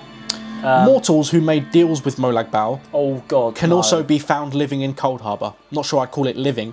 The souls of vampires are sent to Cold Harbour when they die. But here's the thing that I find that I want to backtrack a little bit. Sure. Like Clericus Vile, vampires would worship him, right? Yeah. Splinter groups of vampires, yeah. Yeah, because that's what I find because they've descended from Molag Bal. But then again, I guess it's just like free will. It's just like saying that your parents birthed you, but then I don't know, you go choose to live with a different family. Like, it's free will. Again, you might have been fundamentally born from Molag Bal being a vampire, but it still doesn't mean you can't worship a different Daedric god. See, Harkin says that common vampirism is no more than just a disease, just an illness. You know, the real vampirism is Harkin's blood, comes straight from Bal. You know, pure-blooded vampire. Daughters of Cold Harbour and all that, like Serana. Serana could never be more vampire. She's like the most vampire you could possibly be. Their bloodline is ancient. Pure. Ancient, yeah. Mortals who made deals with Cold Harbour can also be seen in can made deal with Molag Bal can be seen in Cold Harbour, yes. Cold Harbour has been described as a manifestation of fear and exploitation. Descriptions of the plane vary widely, but all accounts agree that Cold Harbour is a dismal, cold, and largely lifeless realm. terrible. That is just awful. Yeah, And terrifying. again, There's just nothing good about him. No, nothing redeemable at all. He had sex with whatsoever. Vivek, didn't he? Vivek. He did. He shagged Vivek. I don't know if shag's the word. No, they actually had sex. He didn't For he like didn't- many he didn't days or just- something like he that. didn't just R-word him. He didn't just. No, He didn't just. no. Vivek consented. He like seduced Molag Bal. It's the weird nature of Elder Scrolls. Yeah, whoever made Elder Scrolls is a pretty guy, Todd Howard. All of them, Todd.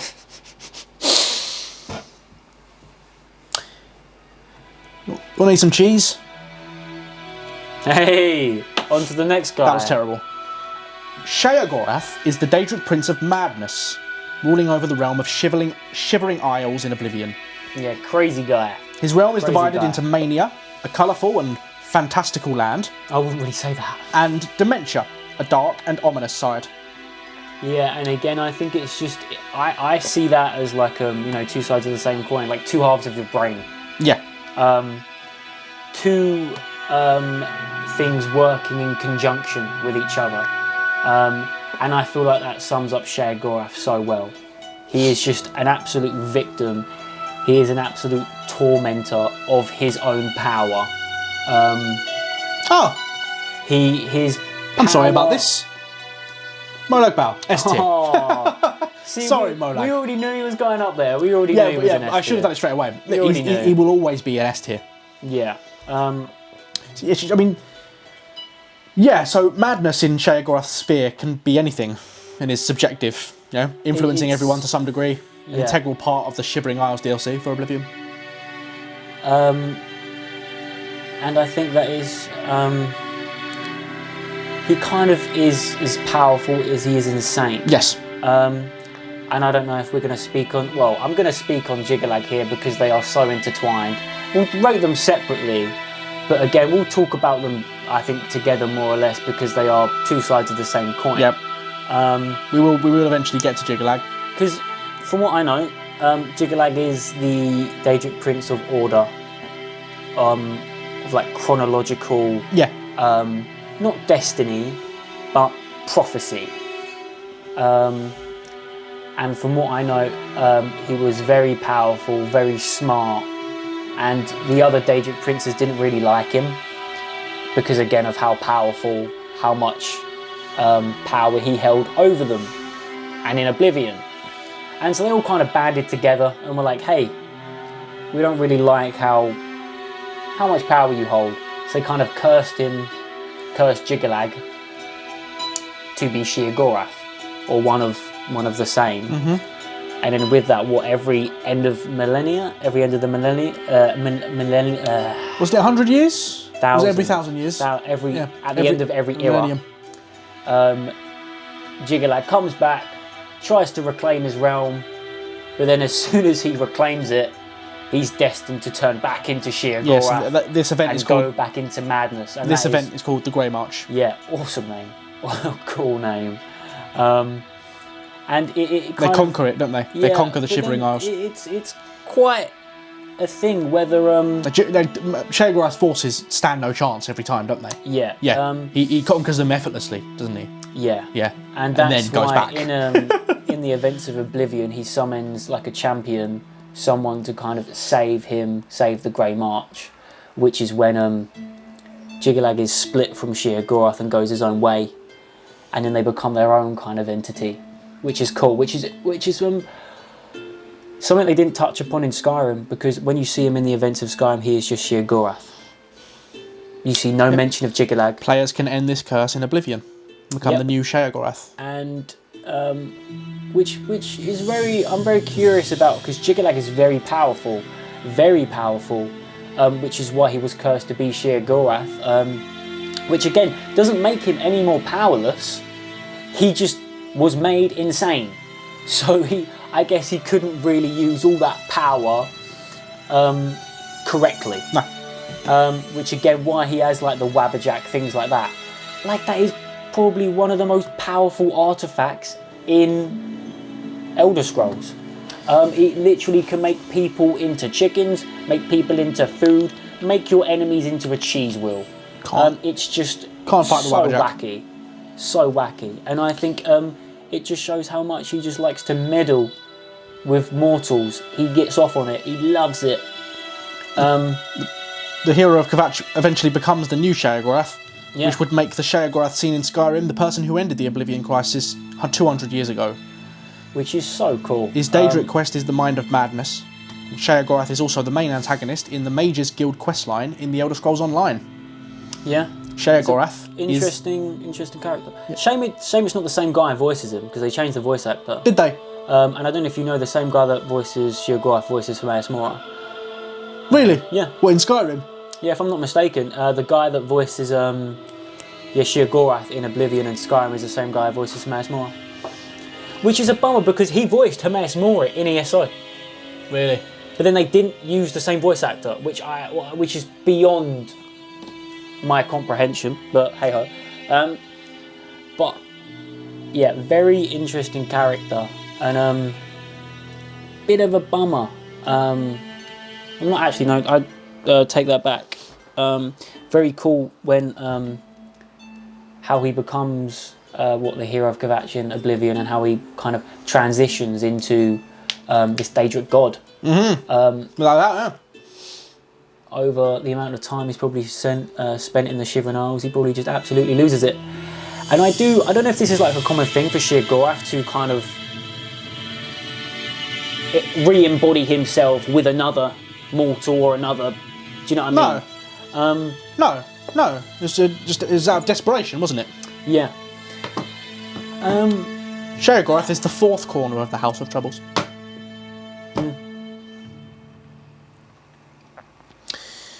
Yeah, so obviously his realm of Oblivion is the Shivering Isles, also called the Realm of Madness, the Madhouse, or the Asylums. Yeah. The realm consists of main landmass surrounded by a group of smaller islands. The area is which is divided in half. The northern half is called Mania, and the southern, Dementia. The divide represents Sheogorath's split personality, the two shades of madness. The Isles are inhabited by mortals as well as Daedra, but they have been driven insane, of course. Yep. Again, if you play Oblivion, you'll realise that nobody there really has it all upstairs. But I love that, because you talk to a lot of people and they seem quite normal first of all. Then you just have a couple of lines of dialogue and you're just like, yeah, I'm in the mad realm. And of course, we have the Grey March was a recurring event that occurred at the end of every era, or every 1,000 years. The Grey March heralded the arrival of the Daedric Prince of Order, Jiggalag, and the destruction of Sheogorath's realm, the Shivering Isles. We have a quote here. The Grey March starts, Order appears, and I become Jiggalag and wipe out my whole realm. From Sheogorath. But at the same time, I do wonder if Jiggalag and Sheogorath are more intertwined than we like to think.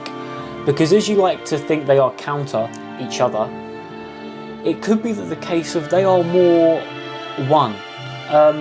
Whereas one of them embodies the madness, the insanity of himself, and one is the order. I really want to know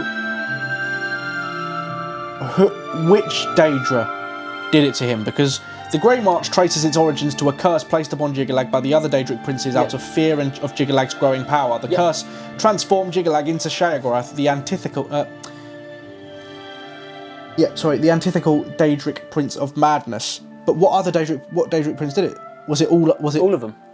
All the other 15 Daedric Princes?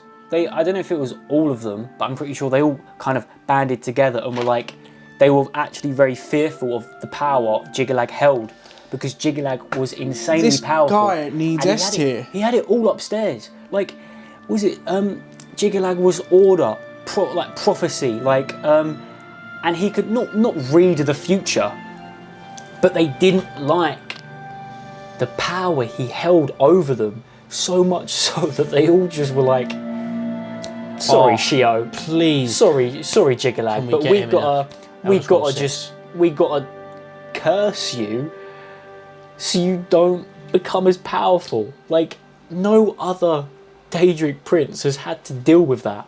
Like, they have become their own arch enemy, but yet at the same time, how flipping powerful is Sheogorath?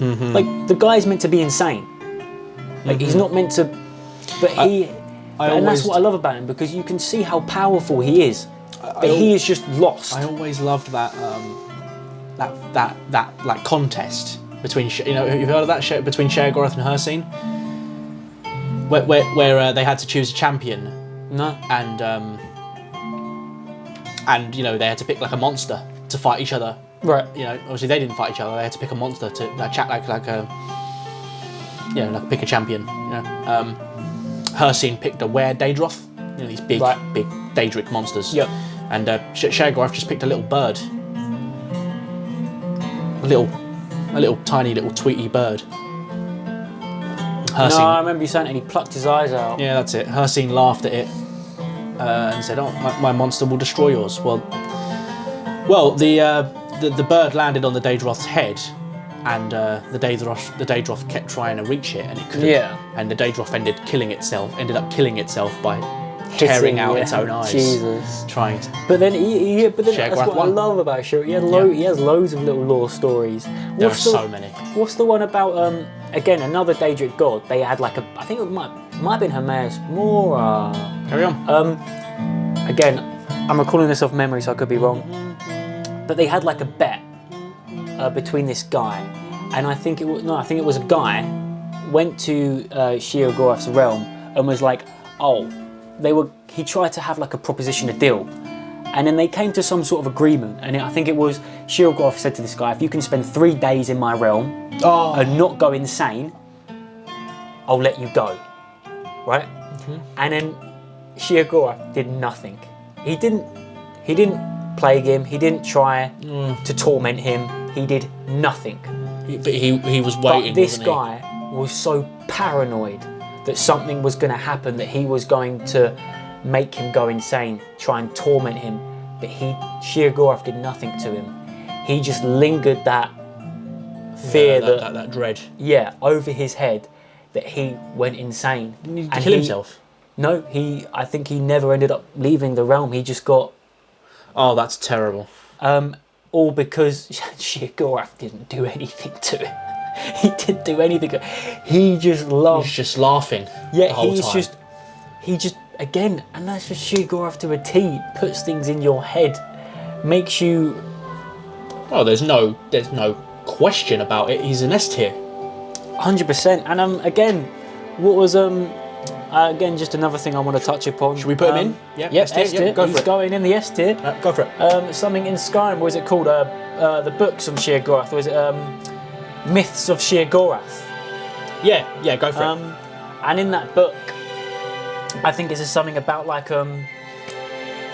he puts himself down into the mortal realm. I think puts himself into the world of Nirn or something like that. And he's just walking along. He's in I don't know where he is, but he's in there. And he's walking around. He's chilling. He's cooling. And he's bored. He is bored out his mind down here.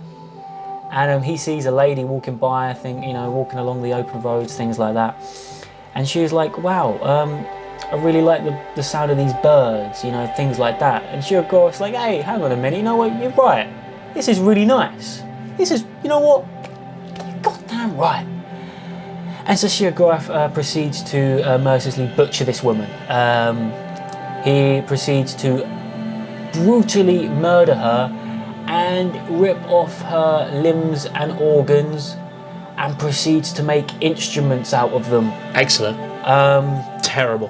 And that was called Sheogorath Makes Music. Oh, I don't really... impulsive nature of this prince is just terrible. He is just insane. He is just insane and insane. And it's not even his fault. It's just been cursed by the other Daedric gods to be his own worst enemy, and it's so unfortunate. But it also makes for the most amusing, the most interesting Daedric prince, I think. Like, he is just... Well, there's no doubt about it then, is there? S tier. Yeah, he's there. And he's also been known to go into people's dreams and torment them in their dreams. Of course. What is it, the king? King King Pelagius. Lysander's. King Pelagius, or am I getting that mixed up? Pelagius, yeah. Pelagius Septim. Yep. The emperor. Yep. He was plagued with, like, again, you see it in the Mind of Madness. Yeah. Sheogorath mission in Skyrim. The king, who troubles from, like, low self-esteem, struggles with nightmares. Was it low self-esteem, nightmares, and what's the other one? Can't remember. Self-loathing?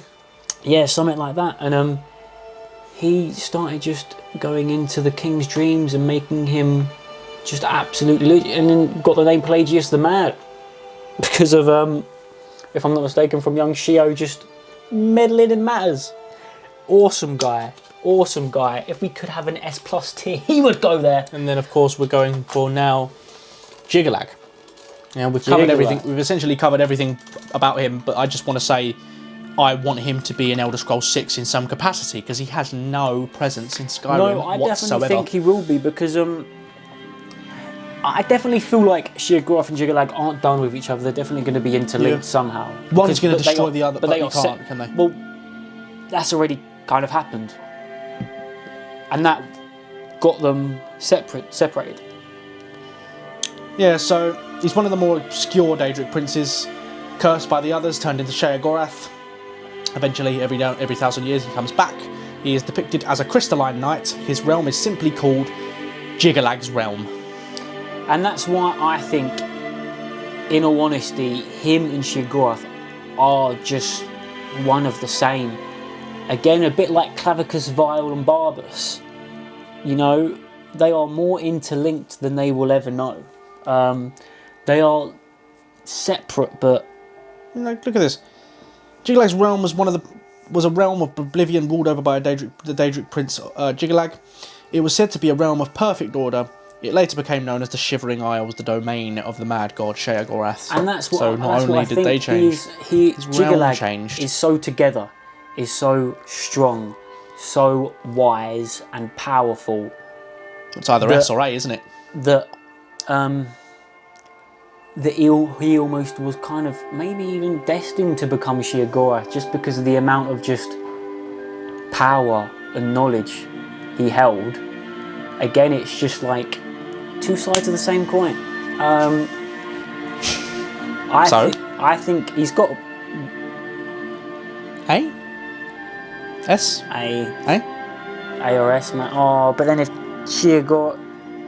I mean, it's all definitely Sheogorath over Jigalag, without a doubt. So A. Yeah, A tier. But then I feel like they should go in the same because they are kind of the same. Nah. But then at the same time... I'll always prefer Sheogorath to Jigalag. Yeah, true. Jigalag really shouldn't be on this list. We've just decided to include him because... Because again, he is his own entity. We have made it to our final Daedric Prince. Yeah? Can you name him? Who have we missed? Oh god. We've said Sanguine, haven't we? Nope. Oh, Sanguine. There he is. He really likes pints. What did you say? He really likes pints. Sanguine is the Daedric Prince of hedonism, debauchery, and overindulgence. He's also known as the Lord of Revelry, Blood-Made Pleasure, and he who tastes the shaven fruit. Sanguine's domain is the myriad realms of revelry, where Daedra and mortals alike can indulge in hedonistic revelry. His quest is fantastic. Again, it's like debauchery. You just do a drinking game with this guy in a pub, and it turns out that was him. And his name's Sam Gweven. Sounds like Sanguine. And then he reveals himself to you in his room. That's the fourth one. That's the fourth Daedra that reveals himself to you in his true form. Sanguine. Right at the end. Yeah, that's him. What does he do at the end? He shows his true face. Does he look like? He looks just like a Dremora. Daedra. Yes. It's so underwhelming. Because he turned. Yes. He's bigger. Yes, because he's like the normal guy in the robes and he transforms into it. Yep. Yeah, that's the fourth one. So what are they? It's Nocturnal, Hermaeus Mora, Sanguine, and oh my god. Oh, forget about it. Forget about it. But Sheogorath. Yep. Yeah, so the myriad realms of revelry, also known as the realms also called the Realms of Revelry, or Revelry for short, are they're like a congregation, of 100,000 pocket realms and sub-realms of Oblivion, created and ruled over by the Daedric Prince of Indulgence, Sanguine. The realms are used mainly as pleasure pockets, refashioned to meet the needs and desires of its visitants. As such, Sanguine exerts minimal control over them, which aligns perfectly with his preferences. He likes to see what happens from the person. He just likes If you've got sick desires, he'll just give you everything you want. Which I love. If you get a very kick out of interesting concept. Yeah, I don't know. just If you like, get a kick out of the murder of puppies, he'll he'll give you a room of puppies and a knife. It's awful. But then I like that because it's like it's giving you everything you want. It's those instant pleasure. He's the dopamine Daedric Prince. Yeah, and he will just do it until you just I don't know. I don't know if because it's like just giving you everything you want, all the things that pleasure you, all the things that give you what would you call it? Like get me pleasures, things like that, and the short-term gratification that eventually leaves you rotten, lost as a husk. Soul of the man you once were. These men who go there must have some dreadful, like, they just must be just awful. And that's what I find remains funny, of each other. It's like, this is what technically the afterlife, and it's like none of them are nice. No. Is there anyone that's heaven? No, none of them. They're all hell. Yeah, you've got the coloured rooms, which looks a lot like heaven, but it's not. It's the opposite of heaven. Yeah, I don't think any of them. I mean, hunting grounds. Yeah, I was gonna say her. You're in danger there, constant danger. But it's probably the best. None of them are nice. It's got to be the best. You can't even breathe in Malakath's realm. You won't even survive for a moment. You need magic. It's like how you just die. You just die. So what does that happen? You just die and then what? Come back or just? So orcs who worship Malakath, they go to the ash pit after they die, after a lifetime of serving him, and just expire. Oh, sorry, no, because obviously they've already died. Yeah, so mortals will travel there. Sorry, mortals who travels there die. Yeah, right. Gotcha. I think Sanguine, he's definitely not a. He's not a B. He's not a B. He's not an A or a S. He's below B. He could be a C. To be fair, I do think this guy belongs in D. Oh, sorry, Sanguine. Yeah. So the waters found within the D. realms of revelry were documented in Sanguine's rites and realms by the prisoner of the Evergloam. This text documented a phenomenon in which visions of ill-fated, princeless realms of oblivion colliding with each other could be seen within the water's reflections. That sounds quite cool. Yeah. That does sound quite cool. I love that mission. You find out that you've sold a goat to a giant, and it's got that fantastic line from the guy in Rorikstead, Ennis. He goes, "You dare show your face around here?" The male commoner voice, the one who does the bandits. Yeah. You're looking a little rough around the edges. Yeah. You feeling all right? That guy. But he's like, "I will never forgive you for selling such a prize-winning goat like Gleda." Like, oh, sorry, what happened with the goat again? I'm a little bit fuzzy on that. You really don't remember selling a goat to a giant? Are you thick? Go get her! You smell just like the fermented feed she likes. Anyway, I think this guy is a clear-cut D tier. I agree. I don't mean to slander him. I just think he's just not very good. He's just a terrible Daedric Prince. You can have fun with him. Yeah, but he's just not well fleshed out. He's the life of the party. But that's as far as he goes, unfortunately. Like the rest of them, which makes for a good mission, but he's a bad person. Yeah. Bad character. Yeah. So we're gonna do D tier and then have a little look and consider, see if we want to shuffle anything around. No, to be fair, I'm really quite happy with that. Okay, so should we go from bottom to top? Yeah. Yeah. So in the terrible F tier is, you know what? Let's rename this to. We're gonna rename this to Beacon tier. Yeah. Yeah. Beacon tier, terrible. Beacon terrible tier. Yeah? Beacon terrible tier. Oh my god, I spelled tier wrong. I'm so sorry. Don't worry, Beacon they're not terrible gonna be tier. able to see. We've got Meridia in the Beacon tier. Not So a yeah, good tier. Meridia in F tier, Malakath and Peria in E tier, Yes. Sanguine in D tier. Yeah.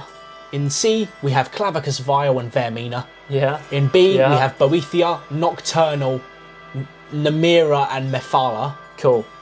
I'm happy with that. Are you happy with that? I'm Are happy you sure? with that. I'm happy with that, man. Okay, and in A, we have Azura, Hircine and Jigalag. Yeah. Then in S tier, we have Maroon's Dagon, Molag Bal, Hermaeus Mora, and Sheogorath. Enjoy that. There we are. I think the Daedric Princes are one of the coolest part of Elder Scrolls, without a doubt. Oh, maybe the best. 100%. They are really what make the game a game.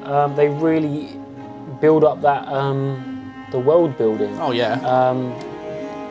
Again, just having the concept of gods is great, but having a concept of gods that you can interact with is insane. Maybe one day love we should rank the Aedra as well. I think we will. I think we will. All the different pantheons will be cool. Yeah.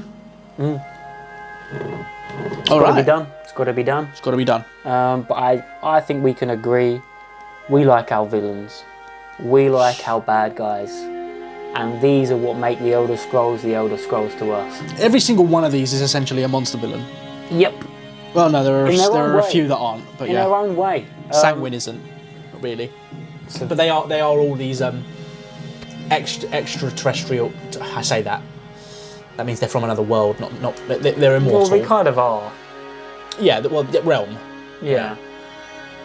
They're immortal. They're overbearing. They're overpowerful. They're very dangerous, mystic beings, and they're all absolutely fantastic in their own way. Apart from Meridia, Yeah. because no one wants to know about that beacon. No. You know, when I open that chest, I see that beacon. I shut that chest and I keep moving. That's great. That is great. That is one of the only things to do. But there is only one thing you can do to be sure that you'll never see that beacon again. And I said it earlier, and that is to remove it from the game. Only way. I mean, that's certainly a public service, isn't it? Getting rid of that thing. It's, not all heroes wear capes. No. And if you ever do remove it using console commands, make sure you go to your local chest and you get out that cape and you put it on. Because again, not all heroes wear capes, but you get to wear one today. All right. You happy with that? I'm pretty happy. I like our tier We've list. ranked the Daedric Princes. I hope you can agree. Yeah, I'm sure it's yeah. Good. And if you can't agree, go outside and enjoy life. No, that's it. That's all we want. Dudes, guys, everyone, guys and girls, fantastic Guys, people. girls, everyone under Elder the Scrolls sun. fans. Thank you so much for sticking with us with all this, because we've been here a while and we're feeling it now. But yeah, yeah. Well, that's it. Yeah, take care. Take all Enjoy of the care. All right, and we'll see you soon.